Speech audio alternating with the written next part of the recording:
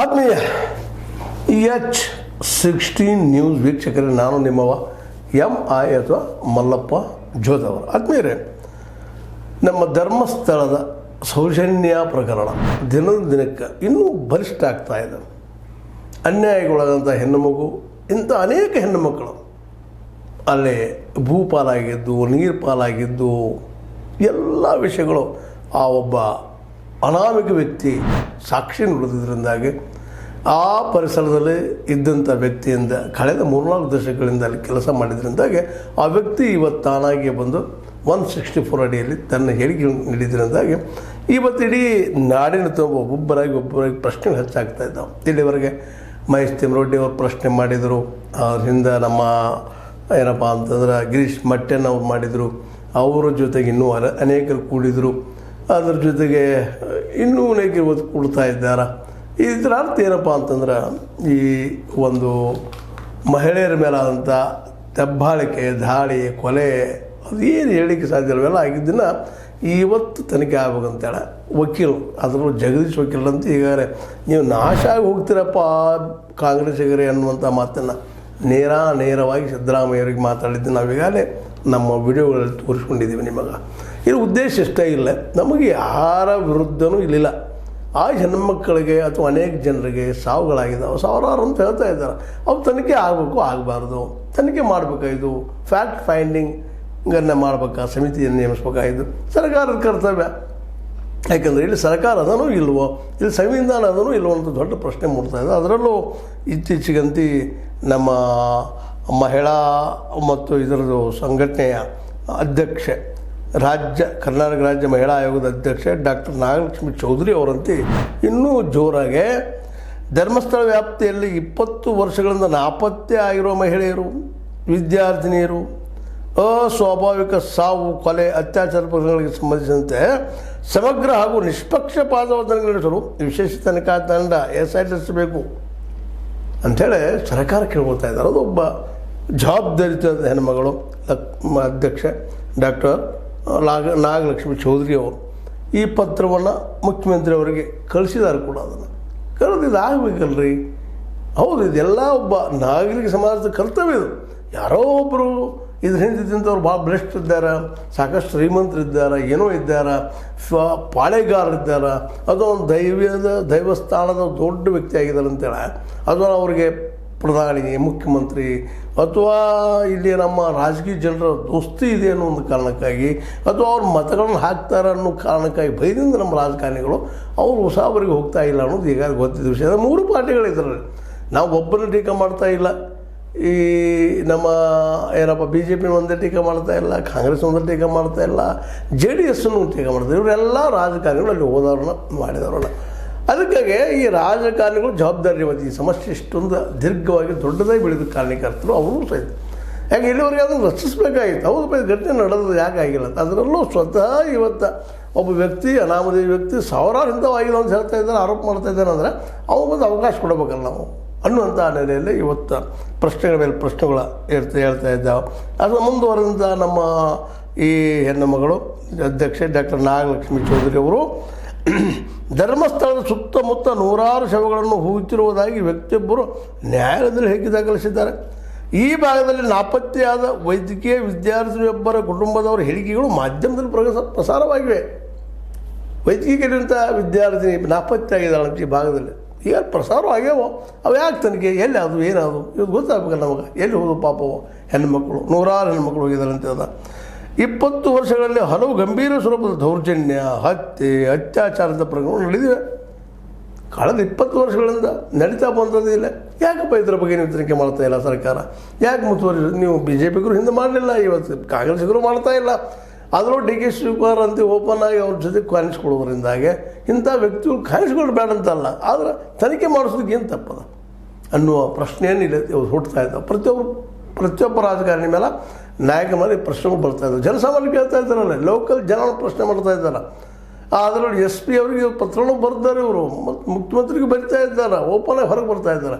ಇದು ದೊಡ್ಡ ಸಮಸ್ಯೆ ಆಗೋಕ್ಕಿಂತ ಪೂರ್ವದಲ್ಲ, ತನಿಖೆ ಆಗಬೇಕು, SIT ಆಗಬೇಕು ಅನ್ನೋದು ಇವರು ಒಂದು ಗಂಭೀರವಾದ ಬೇಡಿಕೆ. ಯಾಕಂದ್ರೆ ಯಾವ್ಯಾವ ಒಂದು ಸಣ್ಣ ಘಟನೆಗೆ ಹೇಳಿದ ತಕ್ಷಣ SIT ನೇಮಿಸ್ತೀರಿ, ಮತ್ತೇನು ಮಾಡ್ತೀರಿ, ಯಾಕೆ ಮಾಡ್ತಾ ಇಲ್ಲ?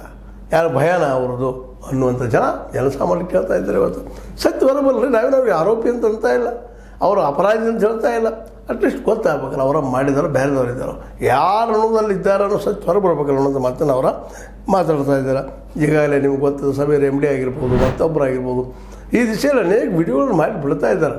ತಮ್ಮನ್ನು ತಾವು ಕಾನೂನಿನ ಅಡಿಯಲ್ಲಿ ತಮ್ಮ ಸಮರ್ಪಣೆ ಮಾಡ್ಕೊಳ್ತಾ ಇದ್ದಾರೆ. ನಾವು ಜೈಲಿಗೆ ಹೋಗೋ ಸಿದ್ಧ ಅಂತ ಹೇಳುವಂಥ ಮಾತು ಮಾತಾಡ್ತಾ ಇದ್ದಾರೆ. ಅಂದಾಗ ಸರ್ಕಾರ ಜವಾಬ್ದಾರಿ ಅಲ್ವಾ ಇದು? ಮಾಡಬೇಕಪ್ಪ, ಇದನ್ನು ತನಿಖೆ ಮಾಡಿಸ್ಬೇಕು ಏನು ಅಂತೇಳಿ. ಯಾಕಂದ್ರೆ ಶಾಸಕಾಂಗ, ಕಾರ್ಯಾಂಗ, ನ್ಯಾಯಾಂಗ ಇವು ಮೂರು ಕೂಡಿದಾಗ ಆಗುವಂಥದ್ದು. ಮತ್ತು ಅದ್ರ ಮೇಲೆ ಯಾರೋ ಒಬ್ಬರು ಅದಕ್ಕೆ ನಮಗೆ ಅನುಕೂಲ ಆಗ್ತಾ ಇಲ್ಲ, ಅನಾನುಕೂಲ ಆಗ್ತದ ಕಾರಣಕ್ಕಾಗಿ ಈ ಪತ್ರಿಕಾ ಮಾಧ್ಯಮದ ಸಹಿತ ದಬಾವು ಮಾಡಿ ಅದು ಬಾಯಿ ಮುಚ್ಚು ಕೆಲಸ ಮಾಡ್ತಾ ಇದ್ದಾರೆ. ಇವಕ್ಕೆಲ್ಲ ಪರಿಹಾರ ಬೇಕೋ ಬೇಡವೋ ಅಂದರೆ ಕಾರ್ಯಾಂಗ, ಅದರಲ್ಲೂ ಮುಖ್ಯವಾಗಿ ಶಾಸಕಾಂಗ ಇವ್ರು ಯಾಕೆ ನಿರ್ಧಾರ ತೆಗೆದುಕೊಳ್ತಾ ಇಲ್ಲ ಅನ್ನೋ ದೊಡ್ಡ ಪ್ರಶ್ನೆ ಇವತ್ತು ಹೇಳ್ತಾ ಇದೆ ಅಂತೇಳಿ. ಕೊಲೆಯಾದವರ, ನಾಪತ್ತೆಯಾದವರ ಕುಟುಂಬಸ್ಥರು ಪ್ರಕರಣಗಳನ್ನು ದಾಖಲಿಸಲು ಪೊಲೀಸ್ ಠಾಣೆಗೆ ಹೋದಾಗ ಪೊಲೀಸರು ಸರಿಯಾಗಿ ಸ್ಪಂದಿಸಿಲ್ಲ ಎಂಬ ಆರೋಪವಿದೆ. ಮತ್ತು ಸಹಜದಲ್ಲಿ ಯಾವ ರಾಜಕಾರಣಿ ವಿರುದ್ಧ ಆಗಿರ್ಬೋದು, ಧಾರ್ಮಿಕ ವ್ಯಕ್ತಿ ವಿರುದ್ಧ ಆಗಿರ್ಬೋದು, ಏನೋ ಆರೋಪ ಮಾಡಲಿಕ್ಕೆ ಹೋದ್ರೆ ಪೊಲೀಸ್ ಸ್ಟೇಷನಲ್ಲಿ ಸಹಕಾರ ಸಿಗೋದಿಲ್ಲ ಅನ್ನೋದು ಭಾಳಷ್ಟು ಜನರ ಅನುಭವದ ಅಭಿಪ್ರಾಯ. ಹಿಂಗೆ ಇದ್ರೆ FIR ಹೇಳಿ ಶುರುವಾಯಿತು, ಮುಂದೆ ಹಾಕಕ್ಕೆ ಶುರು ಮಾಡಿದರೆ ಅಲ್ಲಿ PSI ಅಥವಾ ಪೊಲೀಸ್ ವ್ಯವಸ್ಥೆ ನೋಡ್ರಿ ವಿಚಾರಣೆ ಒಳಗಡೆ ಸುರು ಇಡೀ ನಾಡಿನ ತುಂಬ ಅಲ್ಲ, ಅಷ್ಟಲ್ಲ ಇಡೀ ದೇಶ ತುಂಬ ಅದಾರೆ.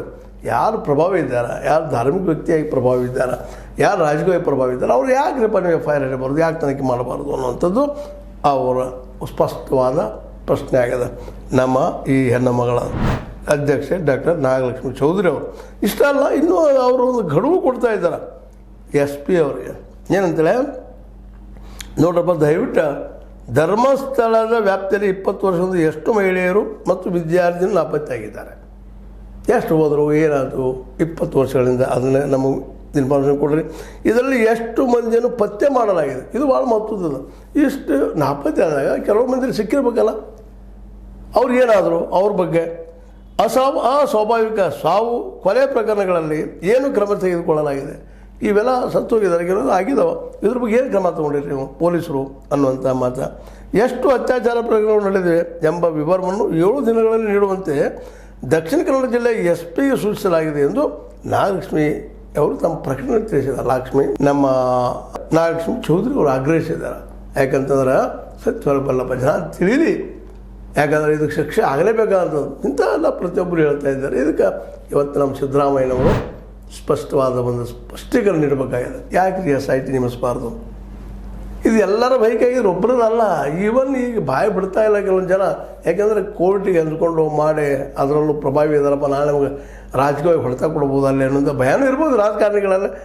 ಮತ್ತು ಇವ್ರಿಗಂತ ನಿಮ್ಗೆ ಗೊತ್ತು, ಎಲ್ಲ ಪಾರ್ಟಿಗಳು ಪಾರ್ಟಿ ಫಂಡ್ಗೆ ಎಲ್ಲೆಲ್ಲಿ ಬಾಯಿ ಹಾಕಿರ್ತಾರೋ, ಏನೇನು ಮಾಡಿರ್ತಾರೆ ಅವ್ರಿಗೆ ಗೊತ್ತದು. ಅವ್ರು ಸಿಕ್ಕಂಡಪ್ಪ ಹೇಳೋದಿಲ್ಲ ಅಂತೇಳಿ ಕಾನೂನು ಮಾಡಿದ್ರು ನಡಕ್ಕೆ. ಏನೋ ಬಲವಂತದಿಂದ ಒಂದಿಷ್ಟು ಹೊರಗೆ ಬರುವಂಥ ಸತ್ಯಗಳು ಬಂದು ಹೊರಗೆ ಎಲ್ಲಿದ್ದು ಬಂದು ಯಾರು ಕೊಟ್ಟರು ಹೇಳೋಂಗಿಲ್ಲಪ್ಪ. ಕಾನೂನು ಅದೊಂದು ನಮ್ಮ ದುಡ್ಡ್ರಿ, ನಮ್ಮ ರಾಜಕಾರಣಿಗಳು, ನಾವು ಆರಿಸಿದ ನಾಯಕರು, ಅವ್ರಿಗೆ ಎಲ್ಲಿದ್ದು ಬತ್ತಪ್ಪ ನೀವು ಖರ್ಚು ಮಾಡೋದು ದುಡ್ಡು ಕೇಳಿ ಇಲ್ಲ, ನಾವು ಹೇಳೋಂಗಿಲ್ಲ ನಿಮ್ಗಂತ. ಇಲ್ಲಿ ಪ್ರಜೆಗಳು ಮುಖ್ಯ ಅಲ್ಲ, ಅವರ ಆಡಳಿತ ಮುಖ್ಯ, ಅವರ ಅಧಿಕಾರ ಮುಖ್ಯ. ಆ ದಿಶೆಯಲ್ಲೇ ಎಲ್ಲರೂ ಅಲ್ಲಿ ಸರೆಂಡರ್ ಆಗ್ತಾ ಇದ್ದಾರೆ. ಈ ದಿಶೆಯಲ್ಲಿ ನಮ್ಮ ಏನಪ್ಪ ಅಂದ್ರೆ ಅಧ್ಯಕ್ಷ ಡಾಕ್ಟರ್ ನಾಗಲಕ್ಷ್ಮಿ ಚೌಧರಿ ಅವರಾಗಿರ್ಬೋದು, ಹಿಂದಿನ ಜಗದೀಶ್ ವಕೀಲ್ ಅವರಾಗಿರ್ಬೋದು, ಈಗಾಗಲೇ ಹೇಳಿದಂಥ ನಿಮ್ಮ ಏನೋ ನಮ್ಮ ಹೋರಾಟಗಾರರು ಗಿರೀಶ್ ಮಟ್ಟಣ್ಣವರ ಜೊತೆಗೆ ಮಹೇಶ್ ತಿಮ್ರೊಡ್ಡಿ, ಸಾದಿಕ್ MD ಇವರೆಲ್ಲರೂ ಒಂದೇ ವಿಷಯ ಇವತ್ತು ಚರ್ಚೆ ಮಾಡ್ತಾರೆ. ನಮಗೆ ಏನು ಪದ್ಧತಿ ಗೊತ್ತಾಗಿದೆ ಅಂತ ಈ ದಿಶೆಗೆ ಸರ್ಕಾರ ಇದ್ದು ದೃಢ ಸ್ಪಷ್ಟ ನಿರ್ಧಾರ ಇಡಬೇಕಾಗಿದೆ. ಯಾಕಂತಂದರೆ ಸ್ವತಃ ಅವ್ರ ಪಕ್ಷದವರು ಇವತ್ತು ಕೇಳಿಸ್ಕೊಂಡು ಮಾಡಿದಾರೆ, ದಯವಿಟ್ಟು ಇದು ನಮಗೆ ಕೊಡ್ರಿ ಅಂತೇಳಿ.